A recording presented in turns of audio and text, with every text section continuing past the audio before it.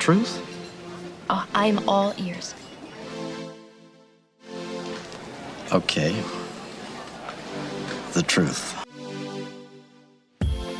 I always tell the truth, even when I lie. Why do you find it so hard to believe? Why do you find it so easy? It's never been easy. You want answers? I think I'm entitled. You want answers? I want the truth. All I'm offering is the truth. Nothing more. Hello and welcome to Truthful Talk. I am Marco, I'm your host, and across from me is my lovely wife, Samantha, who's looking at me in a certain way, which is why I'm laughing. Yeah, I thought I was going to start it. Are you starting it today? Yeah. Okay, so we're gonna reset and now go. Hello and welcome to Truthful Talk.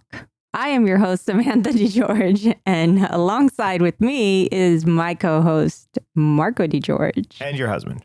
And my husband. Yes. Right. Okay, good. Yeah, that was my number one. Okay. All right. So very good. Very, very good. Thank you. So, so you're the host, and then are you figuring out what we're talking about today? Yeah, we're going to talk about our opening. Our opening. Yes. We had this past weekend, we did the opening of our brand new show, Birds of North America, by Anna Ouyang Moench. Yeah. And it went amazing. It was a great opening weekend. It was a great opening weekend. I mean, because we work so hard, right? We go through like months we do rehearsal and set design and just preparation for theater. And then it just it all leads up to this one moment, right? We had our previews last weekend, and our preview shows. Which actually the preview shows were awesome. Yeah, the preview shows went really well, but that's the first time. Previews are in theater, it just means a dress rehearsal, basically, but to an audience. So we still put on a show, but we're still developing the show. It's because when we're doing normal rehearsal in theater, it's like in a vacuum. It's our production team and that's it, and so sometimes you get too close to it, or you really don't know what an audience is going to like or not like, what works, what doesn't work. And so preview shows allow us to test these things in front of a live audience, and then we can make adjustments. Tweaks. Yeah. And so we did that, and then we went and opened this past weekend, and it was just it was as good as it could be. So much fun. Yeah, and we're just so proud of our team, so proud of our two actors, Alan Whitehead and Alethea Quinn, who are just absolutely crushing it. Superstars. Yeah, and so it's so good to be back. And again, I don't think I don't know. I already don't know where I am, but it's so our theater is called Theater on the Edge, and we're located in South Orlando. Yeah. So if you haven't checked us out, you can go to our website, theaterontheedge.org and .org. And then for tickets, it's totetickets.com. Yeah. And so you can kind of see what we're about and when we're running this show. And it's a 2-person show that is kind of like a family drama. It's a father-daughter relationship over 10 years. And it's about their attempt at communication.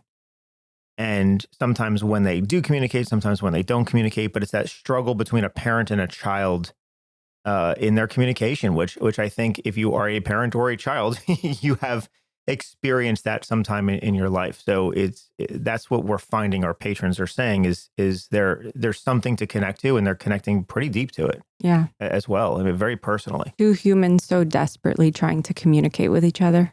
Yeah. Mm-hmm. So it's so that's what we've been working on coming back, and we talked about it on our last show that we've been gone for 3 years, not gone, but the theater wasn't open for 3 years because we were dealing with Sam's illness during that time, and then now when Sam felt she was ready to return, we've now returned to the theater, and so if you missed our last podcast, I would go back and check that one out, and we'll give you all the details for that. And we started a fun game with opening weekend for the patrons that are at the show. And it is if they can guess how many leaves are on stage, because there is a lot of leaves. It is like a swimming pool of leaves. Yes. And it's fun. So if you have a chance and can check the show out, that's cool because we're giving out a prize at the end of the run. 2 tickets to our next show. And yeah, it's a fun game. Yeah. It's really fun. And it's just great to be back. So Sam, for you, being out of the game for for a few years, what was it like? I mean, for opening weekend and being back and like you got to sit in the show opening night just to be able to see it, right? Were you in it? Yeah. Yeah, I sat in it. Both. Actually, no, I sat in it. You were working it on. Yeah, I worked it. I worked the show yesterday. But so how was that experience of being back for you? Oh, it was so much fun. So much fun to sit there and watch. I was very emotional watching it. Yeah. But just for the show, not for anything else. I was just immersed in the show. Well, sure. I mean, and the show has its own emotions and everything into it. But still, for your journey, though, I mean, not doing theater for a while, thinking that it's possible you might not ever get back to theater, and then being back, did that have any impact on you? Or no, I don't think so. Really? Yeah, I don't think so. I think I was just so on this roller coaster of what I was watching that I was, and I mean, I don't want to give away anything of what's in the show, but for me, I connected a lot to what was going on in the show. Right. And I think I was just more taken on a ride of that. Okay. Yeah. All right. See, for me, I think it was the opposite. Really? I mean, not that I wasn't taken with the show. Of course, I'm working the show, but I was just so appreciative of being back in the theater doing that because it had been so long since we were, and we really didn't know if we were going to again. And even coming back, like even knowing, I mean, we've been working on this for a couple months. So even in that time, though, you still don't know what it's going to be when we bring patrons back in. People who have really supported our theater, who have been there through multiple shows, and bringing them back in. I was like, God, I hope we give them the experience that they've come to expect. Yeah. And I just didn't know. And hearing the feedback from the patrons after the shows, and and having them thank us and give very nice words about the quality of the work we're doing. It felt like home, honestly. That was, that to me, that was like the completion of a journey. Like that's when I felt that we were really back. Yeah. Because until then we were just playing in the theater by ourselves. I mean, we weren't really doing it for real until patrons were there. Right.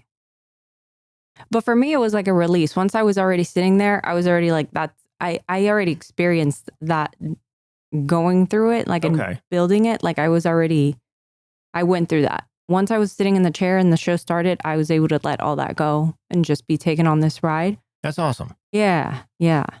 That's really, really, really cool. Mm-hmm. And it's funny, as the director, I rarely get to actually watch the show. I know. Plus you work tech. And plus I work tech, yeah. So, but I'll be able to see it further in the run, but I'm still directing. So it is interesting though, how it's the role of the director, we're so close to it that it's hard to just step back and experience it. Yeah. But yeah, I'm so excited about what we're doing. And, I guess what I'm so excited about is how far we've taken it, because it started with, okay, we need a simple play that we can do black box for, like something simple for your return. Something simple that wouldn't be complicated in set, that wouldn't be complicated in tech, that wouldn't be complicated in anything. This play and is all of a just sudden, as complicated as any other play that we have put up. Like not even just, I mean, your sound design is ridiculous. It's incredible. Thank you. Yeah. I was telling you last night. You deserve a lot of applauses for this sound design. Well, I appreciate that. It's beautiful. It really is beautiful. Well, once I started playing with sound design again, I was like, oh, I just want to keep going, because that's what's... You're like me. Yeah. Tech design is what I love to do. And you love set design. I love tech design. And it's just, the combination of those coming together. It just adds so much more to the experience. Yeah. We're like chefs, but in theater. Right. It's a good way to put it. Yeah. Right. Because it's like a lot of condiments to me. to make this perfect dish. Right. All the mixture of the different flavors. Yeah. That's It's not just the main dish, right? The meat, like the actors are the main course. Like right. they're the, Oh, that's really cool. Yeah. I hadn't thought about it that way. Yeah. No, that's. And so already, so we're going in, and now the show's up and running. And now we just kind of ride the wave until May 18th, right? Keeping the show where it is. And of course, the show settles as it goes on, settles in a good way. So as actors, the first time we're on stage, doesn't matter how long we've been rehearsing, the first time we kind of step on that stage in front of an audience, it's like a new beginning. And then it takes several shows for us to settle. And not that one is better than the other or anything else. It's just different. Like the anxiety level of the actor is pretty extreme in the beginning. And then once it settles, like the show adapts a little bit. And I'm interested to see how this one I have a question for you. Settles in. Yeah. As a director, I mean, I know your personal experience, like I know your personal opinion, but I would like you to share that with people. Okay. How do you, when you choose to direct, do you take a stance in the story? In the story, like when you want to tell a story or do you let the audience choose? Yeah. So anytime I pick up a story, the first thing I try to do is see what did the writer write? Like what story is the writer telling? And I have a process of kind of deconstructing the story from the pages, back into, it's kind of like reverse engineering it. And the whole point there is I want to always honor the writer and the writer's intention of what they put on the page, because the writer had a point they were trying to make. Mm-hmm. And so I go through a process with the actors and we kind of determine, okay, what is the writer trying to say? And then based in that lane, that's the story. I want to now tell the story that's within that lane. So, because if the writer's trying to tell something, and that's how the words on the page are constructed, and if I go in that same direction and direct it, enhancing the writer's vision, it's just going to make it a stronger story. And in theater, what that usually means is we don't, because as a director, we can take a script and we have artistic license to make the characters kind of whoever we want within that story. Right. We can take a stance on something, and so back when we did Proof by David Auburn, for example, and again, a family relationship drama. I've seen it where directors have taken a stance of whether the main character, Catherine, is crazy or is not crazy, right? And that's kind of one of the themes is mental illness in that play. But as a director, it's like, wait, the writer's not taking a stance on that. The writer's kind of just saying, okay, here it is. And, leaving it up to the reader to decide. So to me, it's like, no, I'm going to turn around and then leave it up to the audience to decide. So same thing in this one. In Birds of North America, you have opposing points of view from a father and a daughter, very generational, right? And which I think we can all relate to. The difference in generations, we have different points of view of the world, of well, this is how it was when I grew up and so forth. And so the writer didn't take a stand, meaning each character is written with such strength and power and conviction that I believe it's my job not to interfere with that, but to tell that story. And so then I want my characters to be very, very strong. I love creating strong characters. I don't believe in creating purposely weak characters. I don't believe people are weak. I believe humans are strong in something. Everyone has their own strengths, whether it's street smarts, whether it's book smarts, whether it's physical strength, but everyone has a strength in something. And these characters both have a very specific strength in their own conviction. Right. And so what I want to do is put that out there and then let the audience take it in and leave the audience. I want the audience to figure it out. Well, I want the audience to talk about it. Right. Well, that's what I was going to say. It causes conversation. Right. Versus if I say, oh, this person was right and this person was wrong, then it wouldn't. Because that's such a weak choice. It's kind of like if we go back to Gideon's Knot. That's probably the best example. In Gideon's Knot by John Adams, it's about this was the most devastating play I think we've ever put up, but it's about a young child who committed suicide. I say young child. He was like 12, I think, in the play. Fifth grade. Fifth grade. It's like, oh my God. And it's a parent-teacher conference that occurs a couple days after this happens. And really what John Adams put on the page is, both sides are blaming the other. The parent is blaming the school and the teacher for causing the, mental illness that killed their kid. And then the teacher's blaming the mom's attitude and home life for causing this. And where is it at? And the whole point, if you read John Adams' play, the whole point of it, it's called Gideon's Knot, which is based in something called the Gordian Knot. And the Gordian Knot is, it's an ancient thing where there was this knot, and whoever can cut it would rule all of whatever it was. I don't remember exactly, but right, it was and Alexander the Great was the one that decided, because no one could undo the knot. Oh, no one could figure out the puzzle to this thing. And then it was, right, I think it was Alexander the Great that came in and with his sword, cut it in half and destroyed it. And that was the solution, meaning sometimes a solution is so complex that the only way past it is to destroy it. And that's what Gideon's Knot was. Gideon felt that he was caught between two very intricate things, home and school, meaning philosophy of the teacher, philosophy of the home life. And they were such at odds, it created this puzzle inside of him that the only way out he took his own was life through destruction. Yeah. And so it was like, wow. So instead of taking a stance of saying, because as a director, you can take a stance and saying, you know what, the mom was wrong.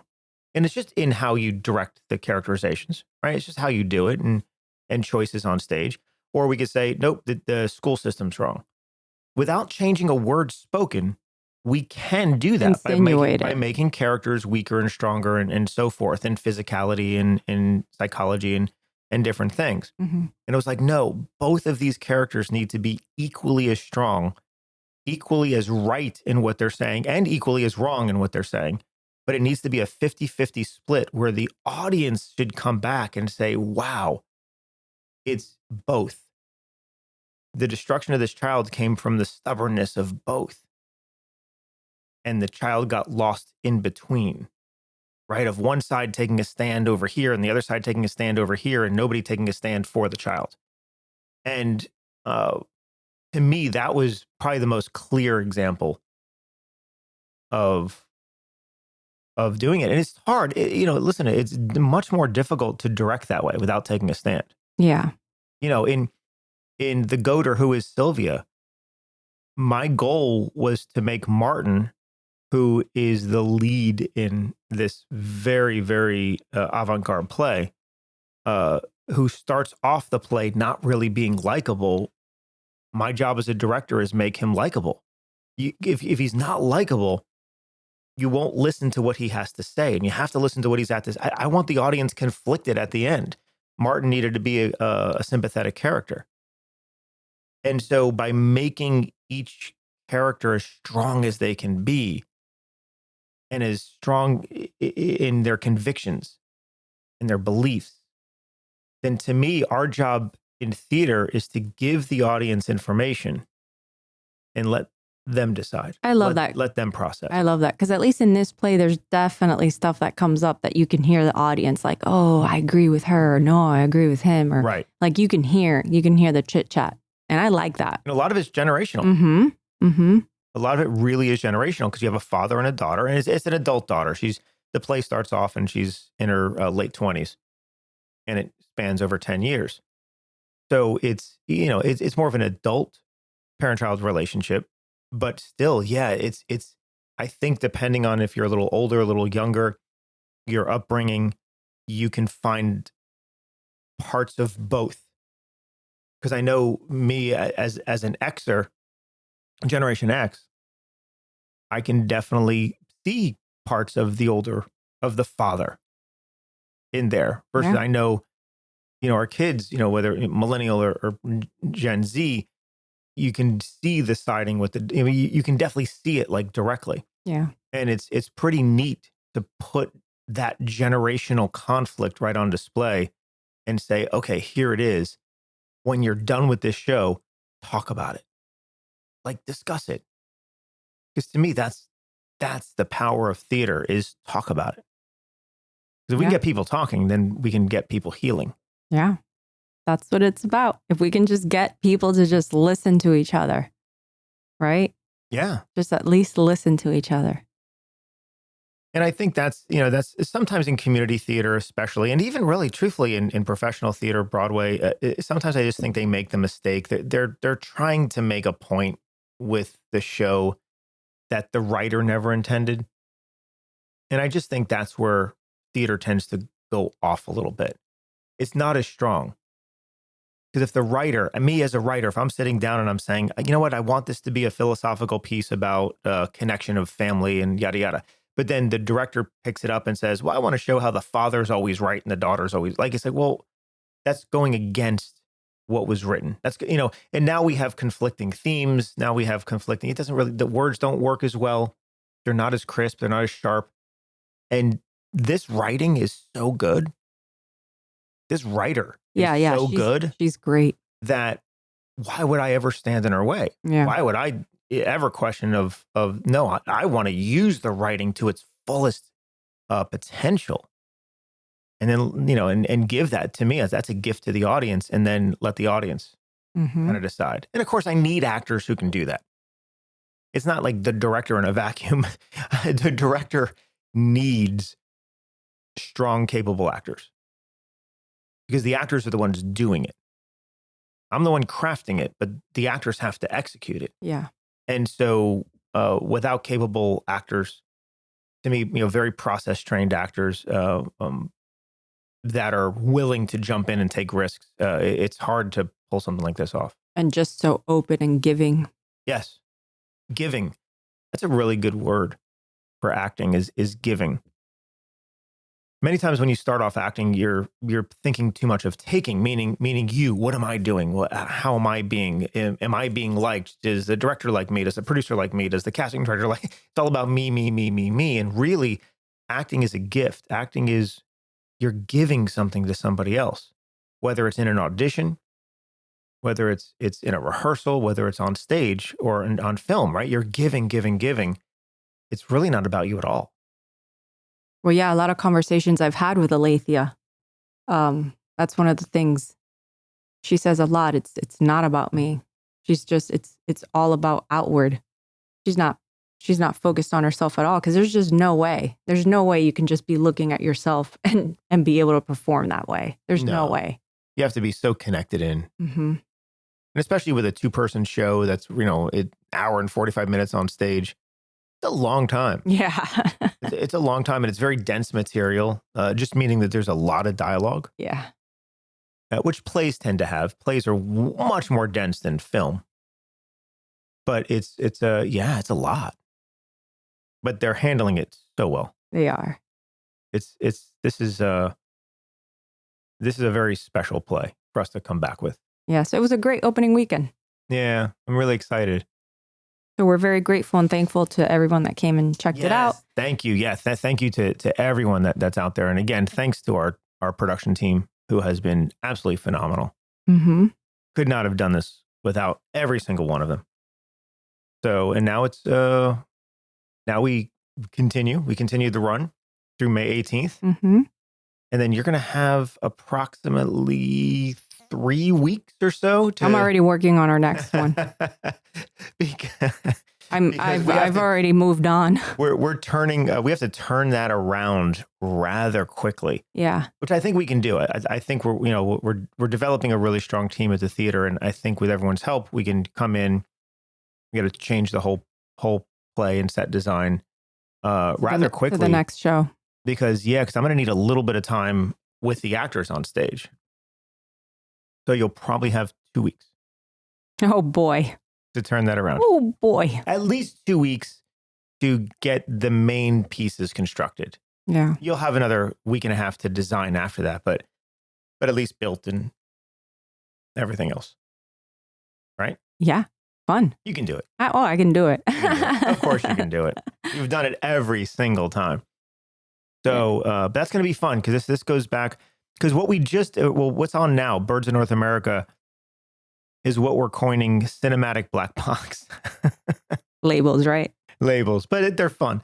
So cinematic black box, meaning it's there's a lot of cinematic pieces and elements to it, but it's still within a black frame. Correct. So, right. So the black borders still like fill in all of the negative space, but then there's a lot of cinematic pieces to it. Yeah. Yeah. Which is kind of a nice combination. I really like this. I do This too. combination. So it's, I think it's cool. it's something we might be able to, I don't know. I think it works for shows that we can't fully do.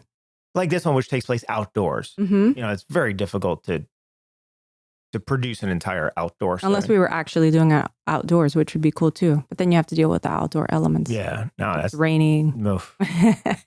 Bugs. Yeah. You know, sound. Yeah. Yeah. No. I'm good in the Me too, conditioned me too, space. me too. Yeah. I don't want to be doing outdoor theater. Not that there's anything wrong with that, but just not for me. Correct. It's at my age. I like the AC. We're so old. Yeah. Well, I mean, comparatively to where we used to be. Yeah. Yeah. No. Yeah. I think we're at the end of the podcast. Already? Yeah. Oh my God. You just Sam's like pulling like the parachute button, like the eject button. It's like, oh, I want to get out. What? you don't have anything else you want to say? Well, talk to me about like the next play. Why are you so excited about the next one? I'm excited about the next play because I think it's I think it's going to be different for me. In my head, like it's different than what I've normally done. You've done a little bit of collection of everything, so I have, but I feel like for the next play that we've done, I've normally done a lot of homey lived in stuff, and this one doesn't feel homey and lived in to me at all. This feels a little cold and are we talking color wise or just set piece or like as an artistic designer, what's the process you go through? I mean, see, I can't really give what's in my head right now because a lot of it has to do with the play and what I'm feeling is happening. And no, but let's go back and even talk about Gracie then. Like one of our past plays. Like what is the process does it start with the script? Meaning, does it start with hearing the story and then? Well, sure. Well, I have to read the play. Right. But and then I get a feeling for what's happening. And it all starts with what I'm reading. And then that turns into colors, right? And you know that Right. And that's something that still to this day eludes me mentally, is that you will read a play and you will see it in your head. In you will color. see it in color. Right. So there's like a color associated with it. And you're like, With well, I feel words. this play is orange. Right. And I'm like, I have no idea what that means. Like, because I don't see things that way. And to me, and that's why I'm not an artistic designer. Well, it goes all back to the synesthesia, Okay. right? Which is? Well, like numbers, to me, I see them in colors, right? Like colors represent, numbers represent colors to me. Okay.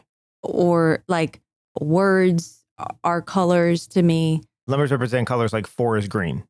Yes. Type of thing. Although 4 is not green. Okay. But yes. Okay. Which is why my brain doesn't think that way. Because I thought 4, what would 4 be? Green, but I guess 4 is not green. Or like 7 is Thursday. Okay. Yeah. Okay. Sure. But yeah, so yes, that's where I start. But that's so interesting because that's really how your brain is designing things. Right. So when I'm reading it, like that's what's happening.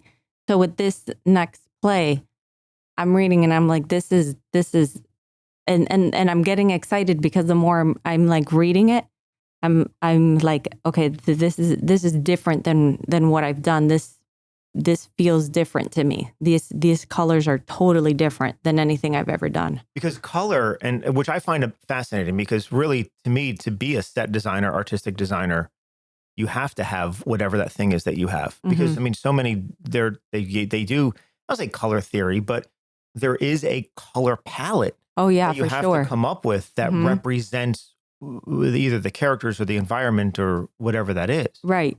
And I do this with my hands because it's not like, oh, like I'm seeing like it comes to me like she's sitting here like wiggling her fingers. Oh yeah, in front of me. Yeah. Sorry. For those of you who can't see the podcast, yeah, yeah, I'm wiggling my fingers because it comes to me like in these little I don't know, like in how did it? Is it tangible? Is what you're saying? Like, can you feel it? No. In pieces, in pieces, sparkles, in pieces. It comes to me in pieces, pieces at a time, pieces at a time. Right. Okay. Yeah. So I'll wake up in the middle of the night and it's like, oh, it's coming to me like in pieces. And I start piecing it together. So I start getting really excited because it's like a puzzle that starts coming together. Wow. Yeah. So I'm feeling this one. It's like, yeah, like the feelings are coming together for me. Huh. Yeah. Okay. So it's really cool. So I start getting really excited about it because it starts making more sense to me, feeling wise, not logically at all. I can't explain this logically at all. This is but completely you feeling. And I mean, listen, every single one of your sets just works. Right. I mean, they are. I mean, it's been called, by some of the writers in town. It's been called like the other character. You know what I mean? Meaning it's like it's its own character in the play. So they're that good. So something you're doing is working. And I know you've always said it's hard to teach this because you feel it, you don't think it. But it's still fascinating. It's still fascinating that so really, because I think maybe you could teach a class on it, but not in the way you think. Not like step one is this, step two is this. So I have to learn, right? I have to learn more about how I function. Yeah. Yeah, it's instinct. It's really instinct and impulse. And it's just like, no, I feel that this should be gray, so it's going to be gray. I feel like this should be blue, so it's going to be blue. Right? It's a feeling, not a thought. Yeah, it's definitely a feeling for sure. It's not correct. Right. Like if we think about the color scheme for tape, for example, that was yellow. Yellows and Reds. browns and reds. Well, we definitely had a lot of reds in there, but the reds accentuated off the yellow. Correct. Which was interesting. Well, the reds came from Pam Harbaugh, which she wanted the red to represent because it had to do with rape. Right, yeah. So she wanted to incorporate the reds to represent that, which was perfect. Yeah. Because that's how I incorporated that, which I just love the symbolism in that. So that was perfect because I was able to incorporate the reds in the flowers because it had to do with feminism, like Right. it was Yeah. with women. So it was like, oh, that to me made it more like soul crushing because Yeah. it was like it's red in a flower. So like you're crushing the female. You know, there's red in the flower. Yeah. And it was wallpapered all over the room. Right. You know, so that was that. But yeah, I'm still thinking right now of our next show. That's what's in my head right now. Yeah. But like Yeah. Orphans was browns? Is that what you want? Orphans, I had orphans. There was yellow, there was browns, it was like earth. Yeah, it was orphans had browns. It was all like yellows and browns. There was hints of light blues in there. Yeah. And is it based on the characters? Like, do you take the characters and saying this is, or is it based on thematically what it's about? It's Like- a mixture. The mixture. It's a mixture. And time period too, obviously time period. But time period to me is a big part of it too, because decades have a whole feeling to them. Decades definitely have a color palette to them. Of course they do. Yeah. That's why you feel color. That's why, yeah. You go back to the 50s and 60s and 70s and 80s, they all have a color palette. Right. You feel that they represent that time period. Oh, that's really cool. Mm-hmm. It's so neat because it's something that I would have to logically put together a set. But this next show does not have. It's not a period piece. Right. It's not a period piece. Right. It's not a period piece. So, which you tend to like doing, going back to the 70s or the 80s or, even the 90s. You tend to like to go back to different periods and do that more than you do playing with present or anything else. 'Cause I remember when you did the goat, even though the goat was somewhat period, but not much, just. No, the goat was just very upscale, like North Carolina home. And that was something that I know you struggled with as very well. Very elegant. Right. Because you like to de-stress things. Yeah. And then that was something that was like, very everything's pristine. very clean. I actually really enjoyed doing that. Very pristine and clean. Yeah. Well, it turned out amazing, of course. But I know going into it, you're like, but I love tearing things apart. And then this was like making it very pristine. Pristine and clean. Which was elegant. Which was elegant, yeah. It's just so neat. It's so neat watching you do what you do in your process. And because I really don't have an expectation, like coming into this show and I was like, well, maybe we can have some leaves on the floor or something just to insinuate. Because I was still thinking black box. And you're like, yeah, but what if we did this? And what if we did that? And what if we did this? I'm like, okay. And then the more we came in, I was like, oh my God, this is a whole set. It's beautiful. And to me, the color of this set is so beautiful. Birds of North America is just, it feels like fall. Like it feel like I walk in. It's totally fall. I mean, and the play takes place in the fall, obviously. So there is. Yeah, but I mean, that is the obvious. But we could insinuate fall. This feels like fall. Yeah, which is a difference to me. Like we could show what fall is, or you could create a feeling of it. And this, to me, when you walk in, is a feeling of it. Yeah, which goes beyond just showing those colors. Yeah. Feels like Kansas too. I want to do the Wizard of Oz in there. I want to do like a Wizard of Oz photo shoot in there. Oh, that's funny. It's so pretty. That is funny. Yeah. So, well, we'll talk more about the next show as once this one concludes. We can talk more about the preparation for our next one, which will open in mid-June. But for right now, we want to keep making sure we're pushing this one because we would love for as many people to come out and see it as possible. And, what I can say is make sure you get your tickets in advance. Already this weekend, we've had people contact us and say, hey, do you have any tickets left? And I was like, no, I'm sorry. We're sold out. We're a small venue. We're 25 to 30 seats and that's it. You're always in the front row. Yeah. I mean, you're right. You're always in the first three rows, which if you went to Broadway, you pay a huge premium for being in the first three rows. In our theater, you're always in the first three rows. So that's the experience you get. But don't wait till the last minute to get your tickets because once they're gone, they're gone. And there's nothing we can really do about that. Yeah. We only have so many seats in the theater. And that's what makes it so unique and so intimate. So do yourself a favor. Try to plan ahead. Grab your tickets when you can because we would love to have you there. And then, of course, we'll be around after to talk about it with you if you like. We'll be there to say hi. Oh, yeah, definitely. All right. And with that, we will conclude today's podcast. A little shorter than usual, but that's not a bad thing. It's cool. It's cool. It's cool. I love doing this with you, though. I love it doing it with you. Do you? Yeah. Now say that with conviction. You know I do. I know you do. All right. Well, it's been fun. We really, really, really hope to see you again. It's if you want to see the show, theaterontheedge.org. Totetickets.com. Tote tickets, TOTE tickets.com. All right, everyone. Until next time, please remember to treat yourself and others with kindness and reward yourself for the risks that you take. All right, everyone. Bye now. Bye-bye. If you'd like to learn more about our theater, please go to theaterontheedge.org. That's theater with an ER, ontheedge.org.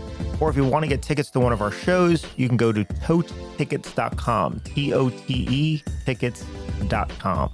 We hope to see you there.